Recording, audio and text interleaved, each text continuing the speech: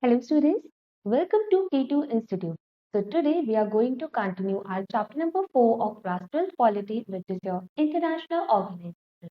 So up till now in the previous lectures we have already discussed about the need of such international organizations. Why these international organizations are required? What is the importance of these international organizations? Then we had discussed about UN, which is one of the most important or the single most important international organization serving at the global level, right? Then we had also discussed about the evolution of United Nations, like how this UN came into existence. Before this UN, what actual organization did exist in? And that was the League of Nations, right? And when this League of Nations could not fulfill its objective, then in order to replace this previous organization, a new organization after the World War II was created, which was your UN. Then we had also discussed about the structure of the United Nations, right?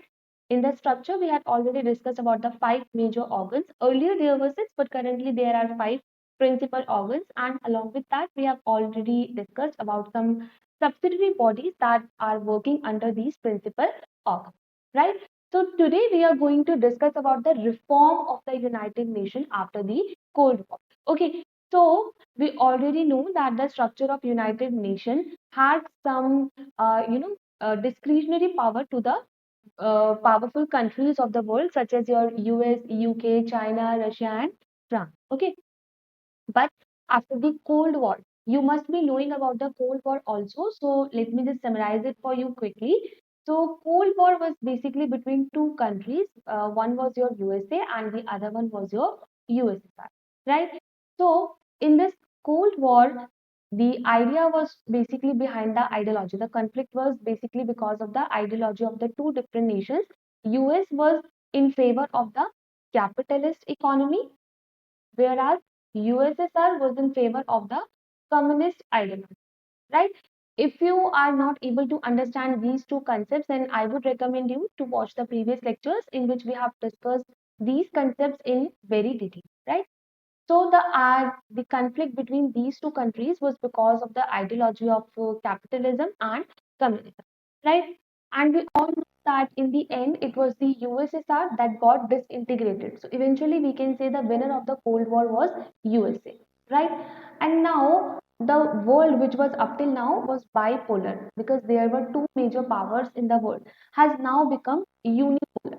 And now it was very important for this entire world to actually give a competition to the growing power, to the growing hegemony of the USA, because now USA is the single most powerful country, and USA could have used that power in a bad way, right? So for that, UN had played an important role. Let's read through the text. Reform and improvement are fundamental to any organization to serve the needs of the changing environment. Definitely, with time, changes are required, changes are necessary. Though changes can be uncomfortable, but these are necessary. So, UN is no exception. So, certainly, there should have been some changes in the United Nations also, because it has been quite a few years since the UN has been formed, and now no single change has been done yet. We are talking about the period of Cold War. Okay, so since its formation till the period of Cold War, there was no single reform in the United Nations. So with the going trend of changes, UN was also subjected to different kind of reforms. In recent years, there have been demands for reform of the world body. However, there is little clarity and consensus on the nature of reform. Okay, so in the recent years, there have been demands for the reforms of the world body. So recently, different countries have been demanding that UN should also bring some changes, some reforms in its structure and the way it works. So the demand has been raised by the different members who are a part of United Nations, and we already know how many members are there in the United Nations. So currently, there are 193 member countries, right? However, there was little clarity and consensus on the nature of reform. Consensus means agreement, okay, mutual agreement. So they all want a reform, but as of now there has been a little clarity and agreement, like what kind of nature of reform do you really want, what kind of changes do we really want in the United Nations, and there has been no agreement on that topic also, right? So let's talk about the changes that the member countries are demanding. So there are basically two kinds of reforms that UN has been subjected to. First one is the reform of the organization structure and process, and a review of the issues that fall within the jurisdiction of the organization. So let me just explain you what are these concerns.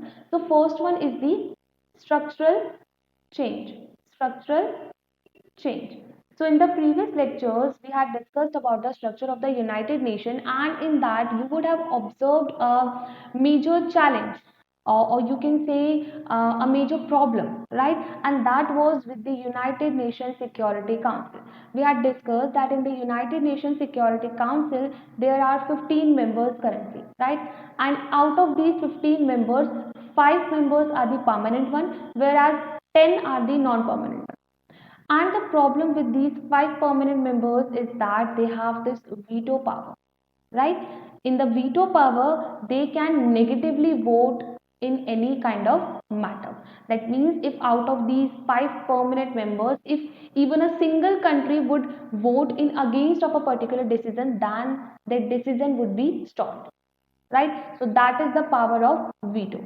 And if we talk about these 10 members, so these are elected for a term of 2 years, right? And they don't have any kind of veto power, right? And also they cannot be re-elected for the consecutive year. They will have to wait for the next 2 years in order to be re-elected, right? So the problem lies here with the 5 permanent members, and these 5 permanent members are US, UK, China, France, and your Russia. Before Russia, it was the USSR, but after the disintegration of the USSR, the seat was allotted to Russia.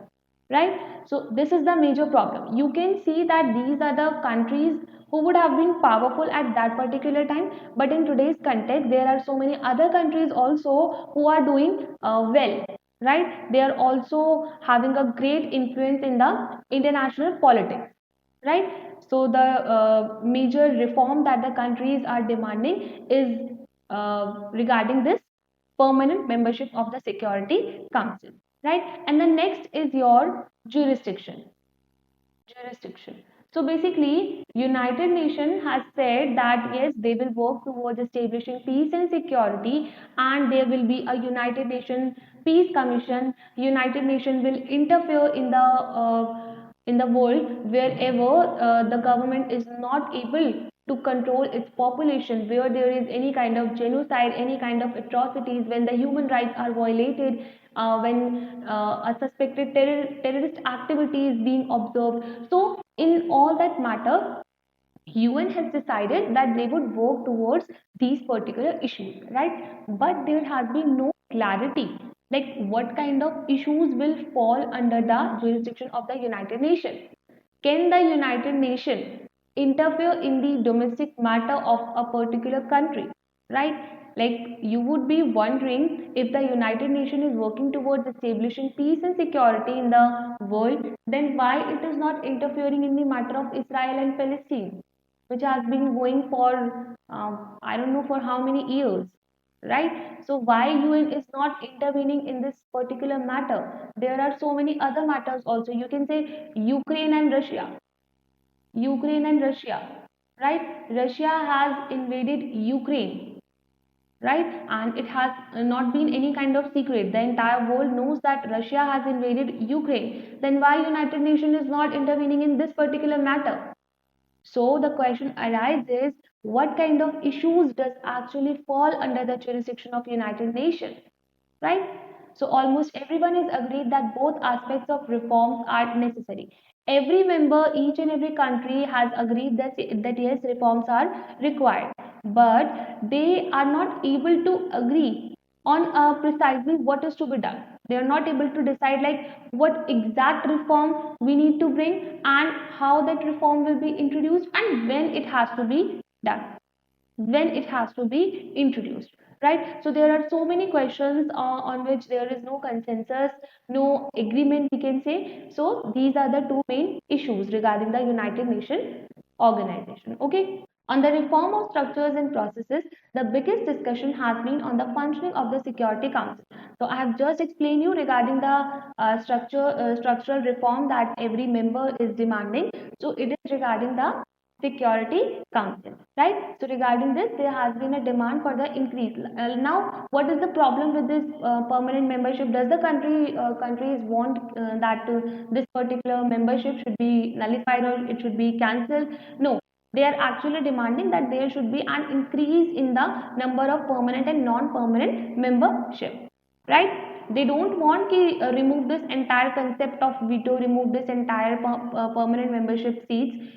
Rather, the countries who are powerful now, they are demanding ki please increase the number of seats. Okay, so there has been a demand to increase the permanent and non-permanent membership, and let me tell you, India is also one of the countries which is really, willing to be a part of the permanent membership. Okay, because India definitely fulfills all the criteria that we will be studying in the next lectures. So India is one of the countries that also wants to be a part of the permanent membership. Okay, so that the realities of the contemporary world politics are better reflected in the structure of the organization. Of course, previously we can say these five countries were representing the most powerful countries of the world, but currently there are so many other countries that are as powerful as China or US maybe, right? So in order to better represent the entire world's population, there have to be introduction or addition of the new members. In particular, there are proposals to increase the membership from Asia, Africa, and South America. So if you would see that these five permanent members, US, UK, China, France, and Russia, they are either from the North America or from Europe or from Asia. There is no representation from this Latin America, no representation from your Africa, and no representation from the Southeast Asia. Right? South Asia, we can say. So the people or the countries have been demanding that please there has to be the proper representation from all these regions as well. And beyond this, the US and other Western countries want improvements in the United Nations budgetary procedures and its administration. So they, US, the countries like USA and the Western world, they are saying that we are the only one who are giving a major chunk of the funds that are actually responsible for running this entire organization. We are the one who are contributing a lot in UN's budget. It is us because of whom this entire organization is working, right? So these countries are demanding that if you guys are demanding the permanent membership, then please try to give more funding to the United Nations also, right? If you want rights, then please contribute also, contribute accordingly. On the issues to be given greater priority or to be brought within the jurisdiction of the UN, some countries and experts want the organization to play a greater or more effective role in peace and security missions, while others want it to role to be confined to the development and humanitarian work. So let me just clarify it to you. So there are two types of countries. Okay, we will not name it particularly. So there are two category of countries. One group is saying that United Nations should intervene in all the matters of the world in order to establish peace and security. UN should intervene in the Israel and Palestine matter also. UN should intervene in the countries where the government is, conducting genocide or the government is establishing a kind of dictatorship, right? So these countries want UN to intervene in almost every matter so that the peace and security should not be compromised, right? And the other group of the countries are saying that UN should only restrict itself towards the humanitarian work, like UN should only work towards health, education, and environment like topics, right? They should not interfere in the internal politics of the country. They should not interfere in the conflicts of two countries, because ultimately UN is constituted by its member. UN is constituted by its members. So eventually, if you will, grant access, grant access, grant access to this UN. So what will eventually happen? Who is in the UN? Who is holding the more power in the United Nations? It is the USA. So if you are giving more power to the United Nations, so indirectly you are giving more power to the USA. Then in future we never know if USA would misuse this power. Let's say USA for its own interest could interfere in other countries' domestic politics in the name of United Nations. So that is also the major concern, right? Let us look at both the sets of the reforms with an emphasis on the reform of the structures and the processes. Okay, so let's see what kind of reforms are being emphasized regarding the structure and process. So UN was established in 1945 immediately after the Second World War. We all know that it was the failure of League of Nations because of which the Second World War has happened in the history. And after that, immediately the world realized that there is a need of establishing another international organization that could work towards establishing peace and security in the world, right? So for that reason, immediately after 1945, this United Nations was established, right? It functioned, okay, reflected the realities of the world politics of the Second World War. So it has been reflecting the condition or the realities of that particular period. At that time, these were the five countries that were very, powerful. After the Cold War, those realities are different. But after the Cold War, we all know the realities have been different. Things have been changed. The countries who were not powerful at that time, who were colonized at that time, they are now also very powerful. They are also contributing a lot in the international platform, right? So here are some of the changes that have occurred. So what are the changes to be more precise? Like what kind of changes have been there after the Cold War period? So the first one, of course, collapse of the USSR. So the Soviet Union has collapsed now, right? So in place of this Soviet Union, now the new member of the Security Council would be Russia, right? Now US has become the single most strongest power. Earlier it was the USA and the USSR, right? But now since USSR has been disintegrated, so the single most power is your USA. In the previous lectures also we had discussed like how all the countries were expecting that the world will now become unipolar, but rather than becoming unipolar, the world has become multipolar, right? We had discussed about different organizations, right, that had emerged after the Cold War. The relationship between Russia and the successor to the Soviet Union and the US is much more cooperative. So now what has happened? Like earlier, USA and USSR were two rivalry groups, right? They were like an enemy to each other. But now after the disintegration of USSR, the successor was your Russia. And now we had observed that Russia and USA are trying to maintain peaceful relations. They are trying to be being more cooperative, right? So that's an important change. Now next is China is fast emerging as a great power, and India also is growing rapidly. So I just explained you that other than these five countries that had secured the permanent membership, along with these countries, there are certain other countries also that are growing, right? That are growing rapidly, in fact. So these countries are China and India. Along with that, there are so many other countries also, but here China and India. Next is the economies of Asia are growing at an unprecedented rate. So of course, earlier the Asian countries were not doing very good in terms of economy because they were colonized or they were subjugated by China or European nations. But now, after getting independence, after having their own regional cooperation, so now these Asian countries have been doing great in terms of economy, right? So particularly they should also be recognized at the world level, right?